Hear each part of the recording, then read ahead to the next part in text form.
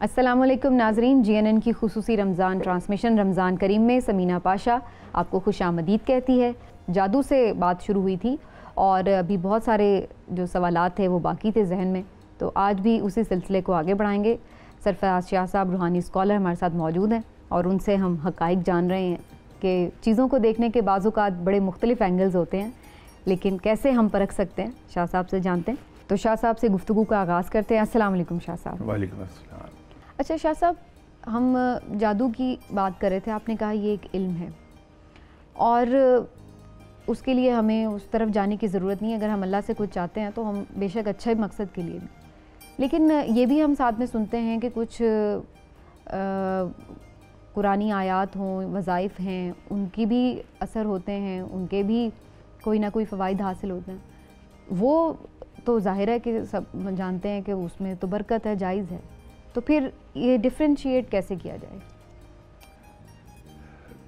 देखिए, जो कुरान पाक की आयात हैं, मसनून दुआएं हैं, आप सल्लल्लाहु अलैहि वसल्लम के फरमाए हुए कुछ वज़ाइफ हैं, कुछ सूरतों की फजीलत बयान फरमाई है आप सल्लल्लाहु अलैहि वसल्लम ने। उसके लिए आपको किसी की इजाज़त की ज़रूरत नहीं है। अल्हम्दुलिल्लाह हम सब उम्मती हैं आप सल्लल्लाहु अलैहि वसल्लम के, और आप सल्लल्लाहु अलैहि वसल्लम ने जो कुछ इरशाद फरमाया है, बहैसियत मुसलमान के मुझे किसी और से पूछने की ज़रूरत नहीं है। सही, मैं वो स्ट्रेट वे पढ़ सकता हूँ, उसका यकीनी तौर पे फ़ायदा आएगा। उसको पढ़िए। ठीक। मसला ये बनता है कि मैं जो रब के साथ ताल्लुक़ कायम कर रहा हूँ, वो unfortunately in A way describe किया जा सकता है कि वो एक तरह का कमर्शियल डील कर रहा हूँ कि या अल्लाह, मैं तुझे इन नामों से पुकारूंगा और इतनी बार रोज़ पुकारूंगा, तू मेरा ये काम कर दे। अच्छा। वो काम हो गया, मैंने छोड़ दिया। रब के साथ तो मेरा ताल्लुक होना चाहिए आका और गुलाम का। सही। रब के साथ मेरा ताल्लुक होना चाहिए रब का और बंदे का। ठीक। और वो दायमी ताल्लुक है मेरा। तो मैं उसको अगर पुकारता हूँ तो ये समझ के पुकारता हूँ कि वो पुकारे जाने के लायक है। बेशक। उसकी अगर इबादत करता हूँ तो इसलिए करता हूँ कि वो इबादत के लायक है। बाकी वो मालिक है, वो कुछ भी दे दे, मुझे अता कर दे। सही। लेकिन मैं उसको जानता हूँ इस रेफरेंस से कि रब बड़ा दयालु है। तो ये ईमान है मेरा कि वो मुझे मेरी ज़रूरत से कहीं ज़्यादा अता फरमाएगा। ठीक। ईमान है मेरा कि वो अपने बंदे को तकलीफ़ में नहीं देख सकता। तो अगर मैं तकलीफ़ में हूँ तो वो मुझे निकाल लेगा इस तकलीफ़ से। ऐसा नहीं कि मुझे बेआसरा छोड़ दे मेरा रब, वो नहीं छोड़ता। ये एक थोड़ा सा। ठीक। अच्छा शाह साहब, नज़र बद की क्या हकीकत है? क्या वाकई नज़र लग जाती है, बुरी नज़र होती है? यकीनी तौर पे होती है, लेकिन मामला इसका भी वही है। इसके अंदर एक और चीज़ भी याद रखने की है, चाहे वो नज़र बद हो, तावीज़ हो, जादू हो, वो टूना हो। वो लोग जो अपने रब को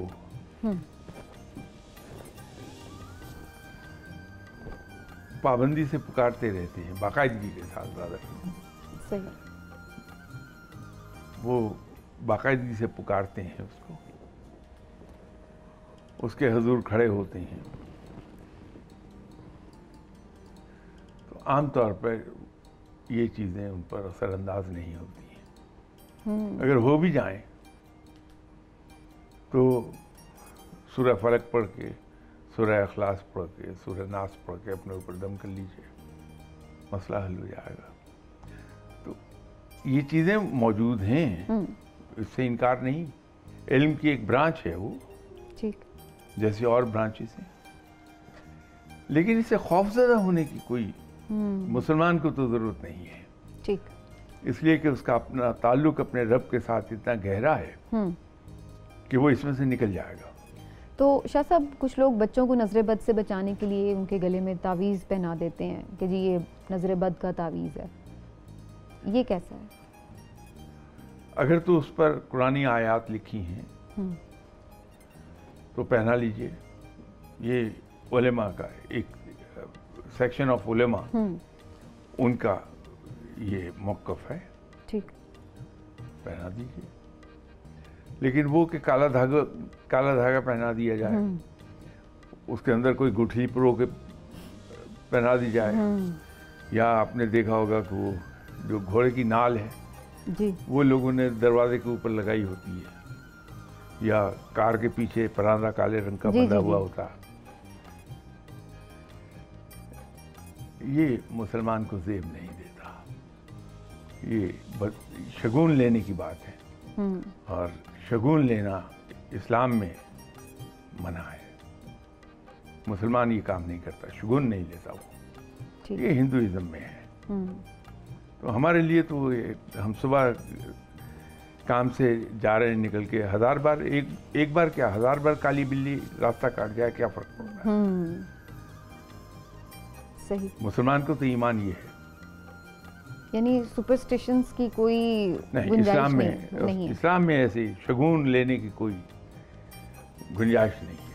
इसका मतलब है वो जो अक्सर लोग कहते हैं मिर्चें जला लें वार के ऊपर से, और ये इन चीज़ों में कोई इसका मतलब हकीकत नहीं है। बहुत चीज़ें ऐसी मिल जाएंगी आपको, कलाम इलाही मौजूद है, उसकी बरक़ात हैं, और हम सब अल्हम्दुलिल्लाह मुसलमान हैं, हम सब पढ़ सकते हैं आसानी से।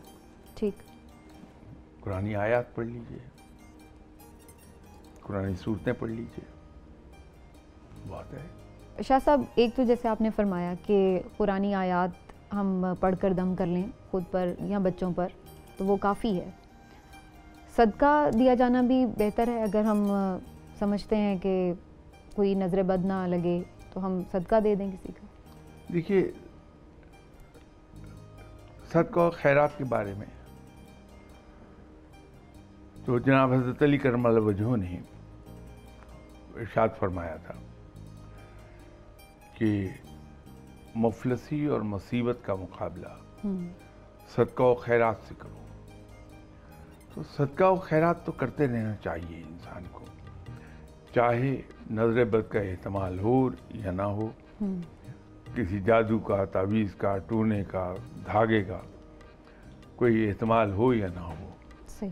बहसीत मुसलमान सदका और खैरात हमें करते रहना चाहिए, कि इंसान उन सदका और खैरात की वजह से अल्लाह ताला मुसलमानों पर से मुसीबतें डाल देता है। सही। तो सदका और खैरात तो बहुत अहम चीज़ है, उसको हम इस सरसरी अंदाज में नहीं ले पाएंगे, वो ज़रूर किया जाना चाहिए। ठीक, और उसके लिए भी कोई मसनून तरीका होना चाहिए, या हमने बस नियत की, किसी को भी कुछ भी दे दिया, वो सदका हो गया? किसी से मुस्कुरा के बात करना भी सदका है।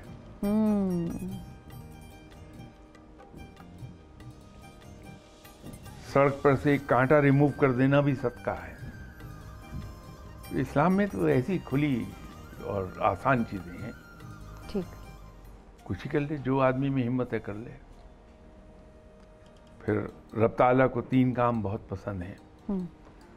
एक, भूखे को खाना खिलाना, मुसाफिर को खाना खिलाना, मुसाफिर को खाना खिलाना, किसी मकरूज का कर्ज अदा कर देना, या किसी गुलाम को आज़ाद कराना। सही।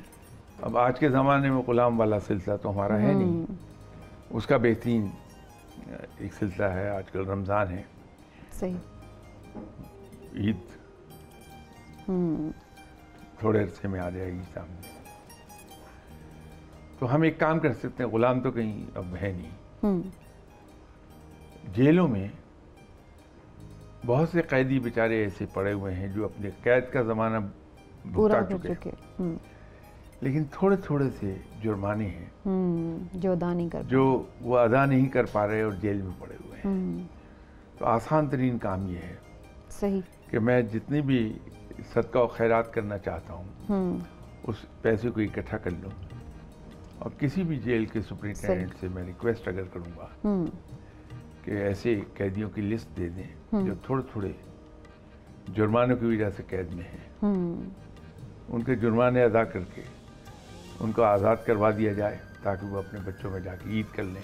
ठीक। प्लस उन्हें जाते हुए जितनी तौफीक है हस्ब तौफीक सही। कुछ कैश दे दें, कुछ कपड़ों के जोड़े एक दो बनवा दें। तो वो जो गुलाम को आज़ाद करने वाली बात है वो इस उसके दौर वजन में पर ऐसे हो सकता है। ये हो जाएगा। सही। मकरूज आजकल बहुत, चूँकि ज़िंदगी इतनी आसान नहीं रह गई है, सही, दुश्वार है, तो कर्ज ले लेता है इंसान, उतर नहीं पाता। अभी तो इतना शुक्र है कि हम एक इस्लामिक माशरे में रहते हैं, मुस्लिम माशरे में, तो सूद की लानत हमारे गले नहीं पड़ती है। लेकिन वो जो कर्ज है वो बजाते खुद हमें हॉन्ट करता है हर वक्त कि मैंने फलां आदमी के इतने पैसे दिए। तो वो लोग जो कर्ज अदा नहीं कर पा रहे हैं उनकी जगह कर्ज अदा कर दिया जाए। ठीक। मुसाफिर को खाना खिलाने की है तो हम देख लें, लेकिन उसके अंदर रिस्की होता है। मैं हमेशा एक बात पे बहुत जोर देता हूँ कि दूसरे की इज्जत नफ्स का बहुत ख्याल रखा जाए। जी जी। आम हालात से ज़्यादा। ठीक। तो उसकी इज्जत नफ्स को,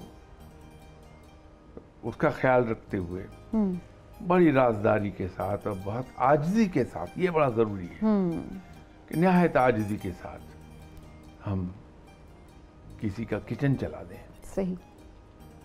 वो अब मालूम नहीं कि आपके प्रोग्राम का वक्त ख़त्म हो रहा है या नहीं, तो एक किस्सा मैं बानो को सियापा का बताता हूँ। एक बार बैठे हुए थे हम, मुझे बानो आपा ने कहा कि शाह जी, मैं आज आपको एक पुराना किस्सा सुनाना चाह रही हूँ। मुझे फरमाइए। तो फरमाने लगी कि ये जिन हालात में आज हमें देखते हैं हम हमेशा से ऐसे नहीं थे। तो हमारा शुरू का ज़माना खासा दुश्वार भी था। तो उन दिनों हम जो चीज़ें ख़रीदना चाहते थे घर के लिए, तो वो हम स्क्रिप्ट्स में तोला करते थे।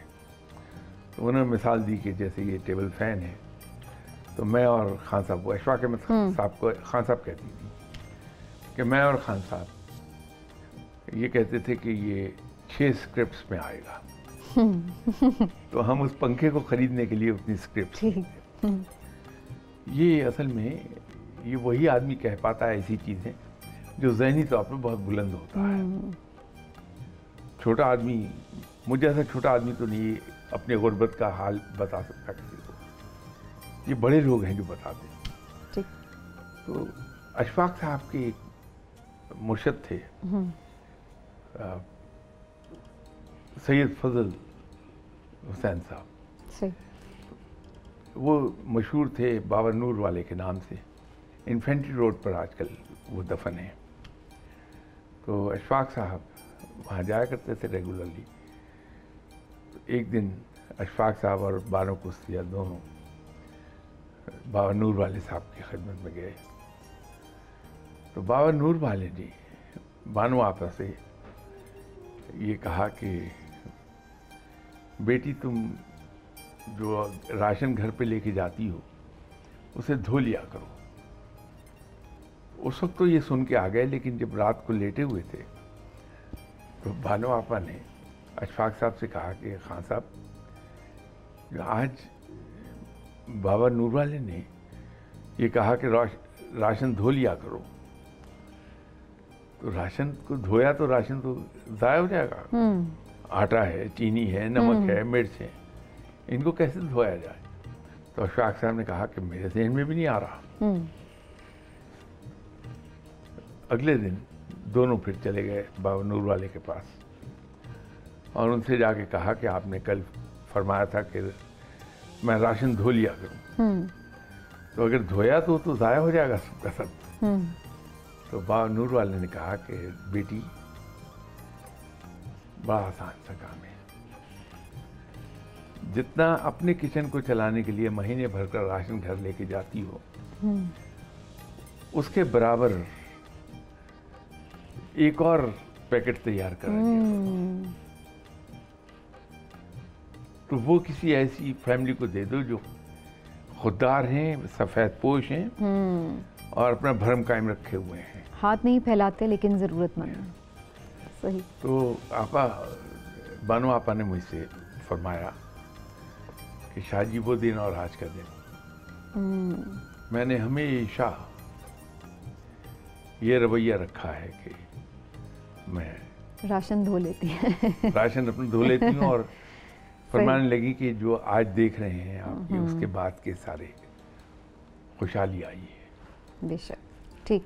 तो ये है कि अगर हम सभी ये काम कर लें कि अपने राशन को धो लिया करें तो रब ताला बहुत बरकत अता फरमा देगा। सही। शाह साहब, नहूसत की कोई घड़ी होती है या कोई शख्स मनहूस होता है? नहीं, ज़्यादती है। किसी को ये दो चीज़ों से दूर रहना चाहिए।